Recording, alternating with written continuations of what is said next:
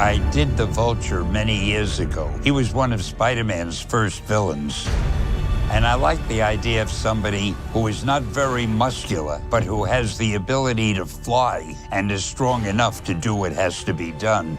The Vulture was this weird sort of like scrawny old dude with like weird white hair and this green leotard. And the idea of this middle-aged Vulture, there had never, as far as I know, been a villain like that before. He obviously wasn't going to translate too well. Doing the 2 pictures in between prepare you to jump back into the giant machinery of doing a 4th movie? Yeah, it's great. And to change your perspective, is it different going in, or?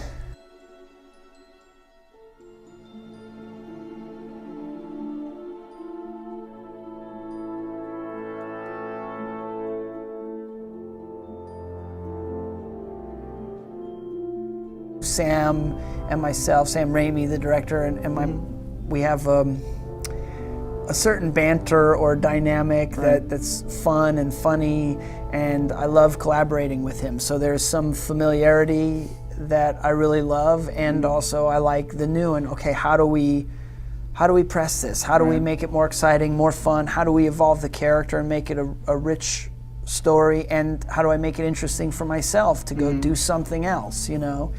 I don't think Selena considers herself morally ambiguous. I think that she's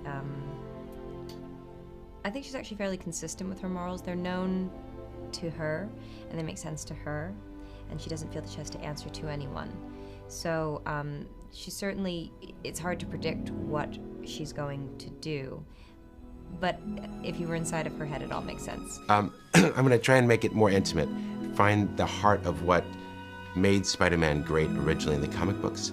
I'm gonna try and return to the central core of the character that I fell in love with.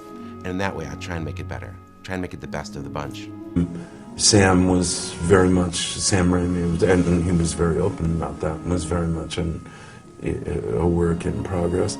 Some of the earliest things from experience on the Spider-Man movies we knew we needed to get a head start on were the creation of our digital characters.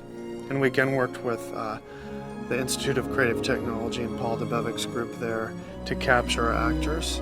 My name is Paul Debevic, and I'm the light stage supervisor for the film. And something that's being done for the first time here on Spider-Man is to use this device. In this device here, we turn all the lights on at the same time to illuminate the real characters in their original costumes with live reproductions of the illumination.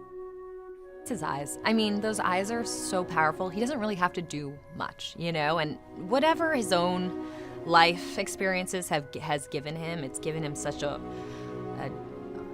darkness that he can tap into but also he can be really funny too. So he has a wealth of whatever's inside of him, he has a wealth of, and that as soon as you look in his eyes, you feel it all.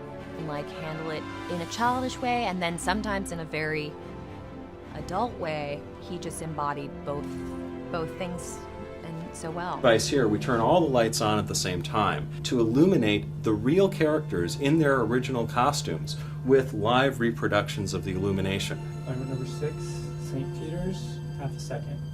And when we drive it with a lighting environment, they're all different colors and intensities according to that light in the environment. Downstairs is about capturing every possible lighting position on the actor, and this is about taking an environment that we captured on set and projecting it onto the actor. And then when we do our CG version, we're going to put it side by side with what we've got here to see how well our whole system works.